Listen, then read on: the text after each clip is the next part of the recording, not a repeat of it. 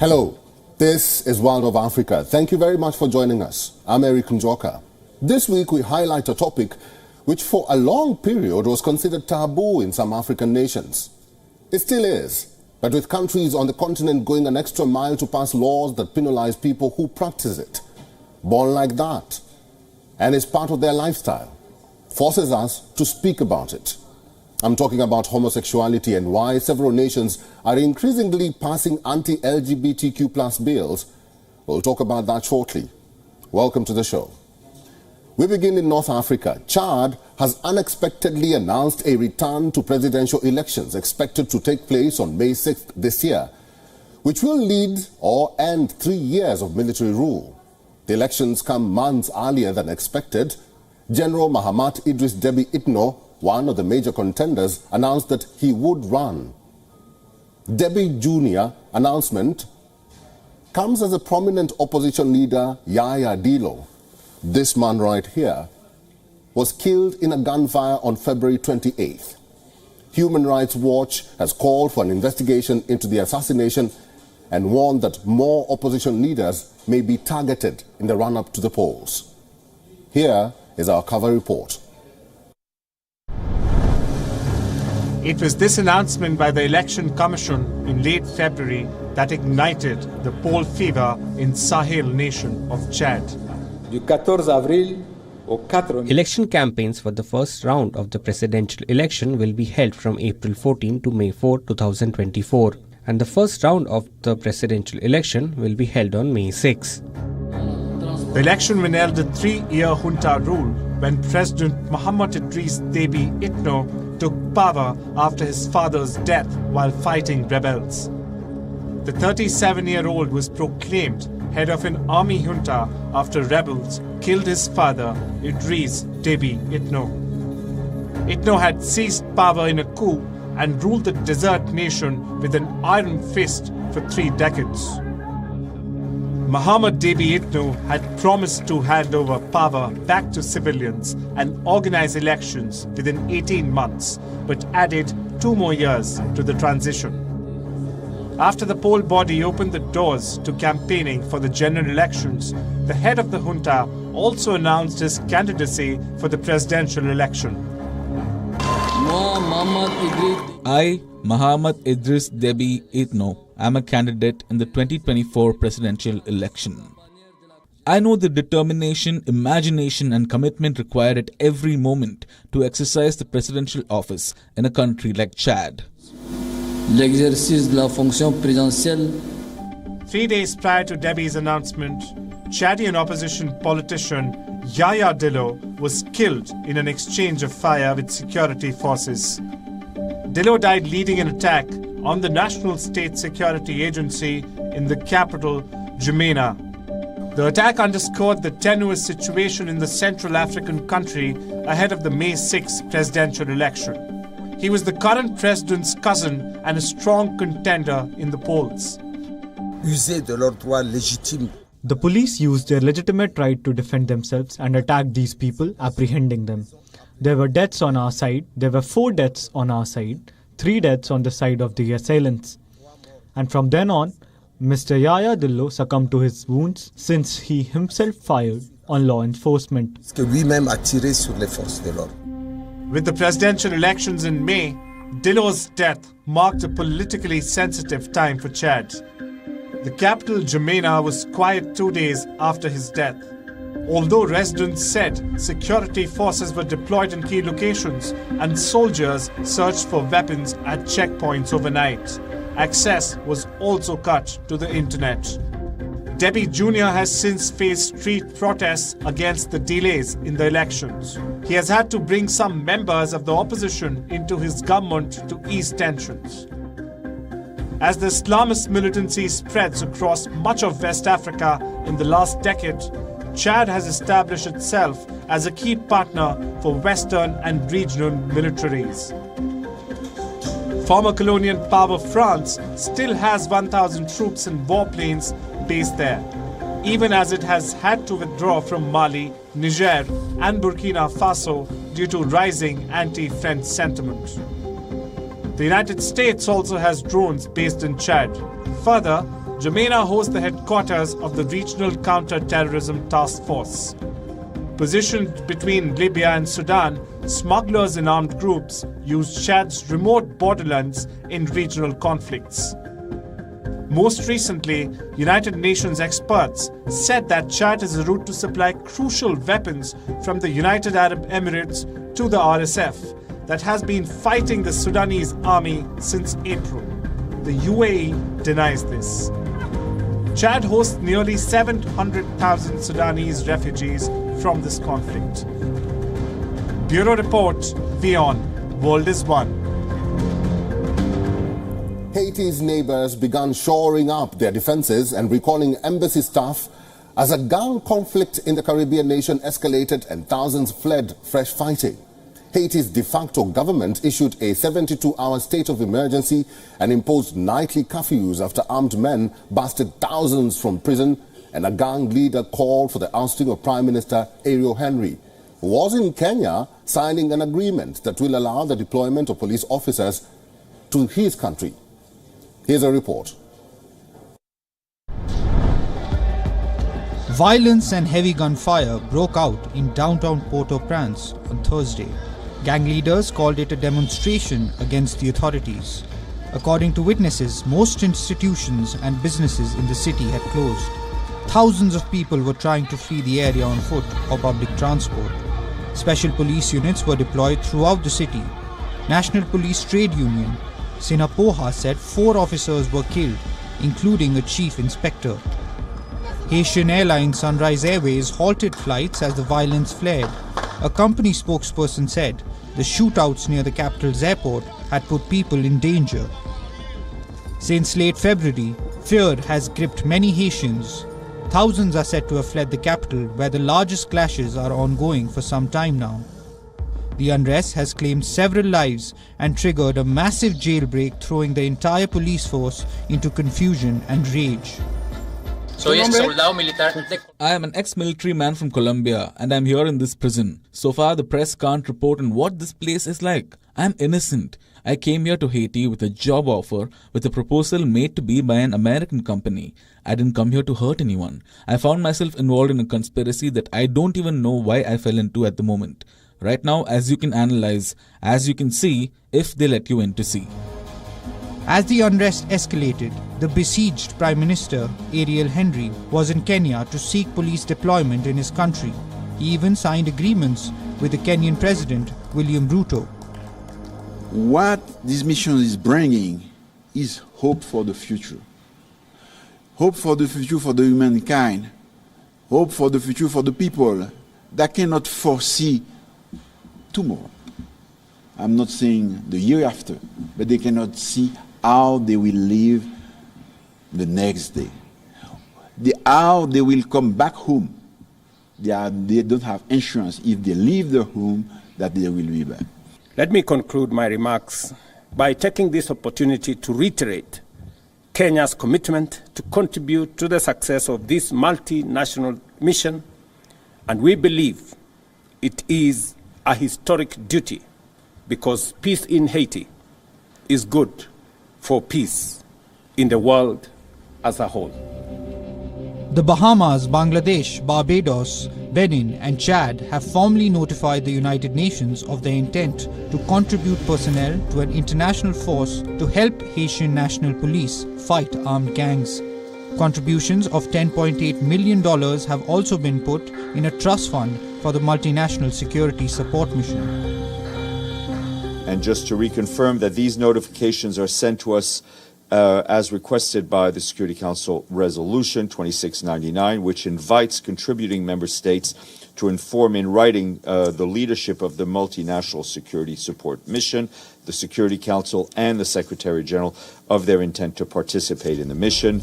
On the 3rd of March, Haiti's government declared emergency after violent clashes in the capital. The clashes damaged communications and led to 2 prison breaks as a major gang leader seeks to oust Prime Minister Ariel Henry. The statement read, "In order to restore order, the government has imposed with immediate effect a curfew throughout the West Territory for a renewable period of 72 hours. The emergence follows a dramatic escalation in violence over the weekend. It paralyzed parts of the capital, damaged communications, and led to 2 prison breaks, including one at the country's largest prison. According to the UN International Organization for Migration, nearly 15,000 people were forced to leave their homes in recent days. 10 sites hosting internally displaced people emptied over the weekend. Prime Minister Henry, who came to power in 2021 after the assassination of the country's last president, Moise, had pledged to step down by early February. He later said security must first be re-established in order to ensure free and fair elections. But the gangs that are wreaking havoc in the country want Henry out fast. Bureau Report, WION World is One. An anti-LGBTQ bill passed by Ghana's parliament, which could derail international aid for the West African country if it becomes law, according to an internal government memo, has not yet reached the desk of President Nana Akufo-Addo. In his first comments on the bill's passage, he says Ghana will not backslide on its human rights record and added that the bill had been challenged in the Supreme Court. Here's a report from Accra, which talks about the contention and reservations about the bill. Ghana's parliament speaker last week announced the passing of the controversial and stringent anti-LGBTQ law. Say aye. Aye. Those against, say no. Honorable members, the ayes have it. The Human Sexual Rights and Family Values Bill 2021 is read the 3rd time and passed. The bill was introduced to Parliament 3 years ago. It criminalizes members of the LGBTQ+ community as well as its supporters, including promotion and funding of related activities and public displays of affection. There is nothing that deals with LGBTQ better than this bill that has just been passed by Parliament. We expect the President to walk his talk and be a man of his words. Soon after the bill was made into law in Ghana, thousands marched in Cape Town during the LGBTQ community's annual Pride Parade. This year, the parade celebrates 30 years of freedom, including for LGBTQ people. Banners were seen raising awareness for a number of causes, including a recent crackdown on LGBTQ rights in Ghana. At the moment, there seems to be a new wave of homophobia, anti-LGBT plus movement in politics around Africa. It's a very populist movement at the moment, so very disappointing to see that. Yeah, and obviously being part of this community, it makes me sore to know that my fellow LGBTQ plus citizens of Africa are being persecuted in this way. Ghanaian trans woman and activist Angel Maxine fled to Berlin before Parliament passed an anti-LGBTQ bill. She fears for the safety of the friends she has had to leave behind. Gay sex was already punishable by up to 3 years in prison in Ghana. The bill imposes a prison sentence of up to 5 years for the willful promotion, sponsorship or support of LGBTQ plus activities. I feel sad, and I feel that, then all this while, these Ghanaians didn't really like us then. They didn't really like we as human beings. They didn't like me. They just smiled with me for nothing. Because we have existed. We have lived in the society. We have been with them. We are born and bred in Ghana. Nobody had any issues with being effeminate or whatever until the bill was introduced. Nobody had any issues with the LGBT community. We are living in peacefully. So it makes me scared, and I'm even ashamed to be a Ghanaian right now. The bill will now be presented to President Nana Akufo-Addo, who will decide whether it should be signed into law. The United States also reacted, saying it was deeply troubled by the passage of the bill and urged a review of the constitutionality of the bill. Amnesty International said the bill violated the fundamental rights. Lawmakers say LGBTQ behavior and advocacy goes against Ghana's cultural values. The bill's passing comes as Ghana tries to emerge from a deep economic crisis and debt default. Last year, the country sourced a $3 billion loan program from the International Monetary Fund and financing from the World Bank. Bureau Report, WION World is One. A Nigerian designer is making waves in fashion with a gender-fluid clothing line, which he says is intended to challenge the notion that non-binary dressing is a Western concept and societal norms in a country where LGBTQ+ rights are restricted. Adeju Thompson, founder of the Lagos Space Program brand, designs clothing that transcends traditional gender boundaries, drawing inspiration from his African heritage and personal experiences. Here is his story. Adeju Thompson, founder of the Lagos Space Program brand, designs clothing that transcends traditional gender boundaries, drawing inspiration from his African heritage and personal experiences. You know, I like the idea of like just making clothes that are not constrained by gender. You know, anyone can wear anything, and let's say it's for everybody. And I think it's a very beautiful idea that has sort of like evolved over time. And I think, like I said, a lot of my work is very much part of who I am. So I think my identity, you know, definitely sort of like reflects in my work, you know, and that's really how I've evolved. One of Thompson's collections is partly informed by Jilede Masquerades, a Yoruba custom where men don traditional female attire in a homage to matriarchy.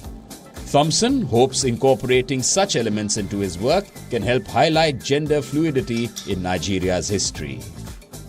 Jilede masquerades are like, you know, gender-bending masquerades that are sort of like adorned by men to celebrate the matriarchy.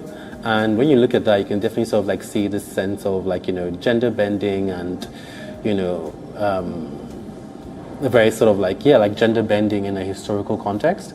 And I like to sort of like use historical ideas to dismantle this idea that ideas of queerness and gender fluidness really isn't a sort of like imported narrative, and it's been part of like Yoruba, you know, culture for centuries.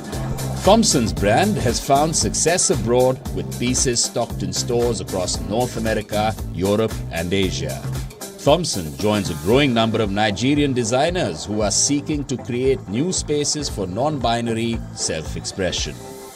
I'm not trying to like offend anybody, I'm just really expressing myself as a designer, and through my work I get to sort of like highlight that these ideas are in Western constructs from a historical level and from a contemporary level, and I think people get to learn something fresh and interesting. Thompson hopes his designs will spark an alternate African narrative that celebrates diversity and challenges traditional views on gender and identity. Bureau Report, WION, World is One. And finally, let's head to South Africa. An artist born in Kwalanga, the oldest township in South Africa, is using his talents as a painter to retell the story of where he came from. Here is his story.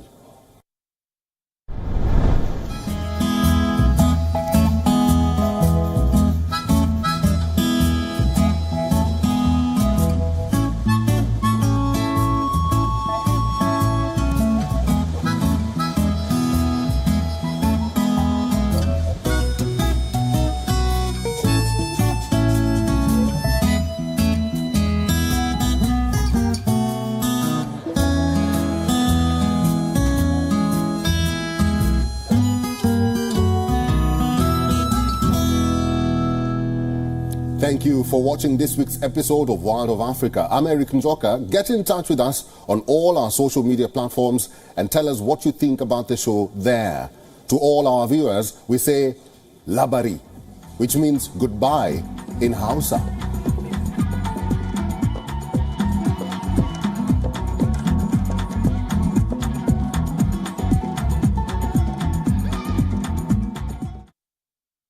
WION, India's global voice, the channel that brings you the biggest stories from across the world through India's lens.